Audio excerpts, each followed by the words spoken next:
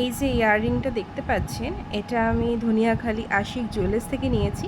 এই first time ওদের ওখান থেকে পারচেস করি। অনেক দিন থেকে ফলো করছি, নিতে একটু ভয় লাগছিল, অনলাইনে বোঝাই যাচ্ছে কী হতে পারে বা না হতে পারে, বাট ফার্স্ট টাইম অনলাইন থেকে সোনা পারচেস করলাম ধনিয়াখালি আশিক জুয়েলার্স থেকে।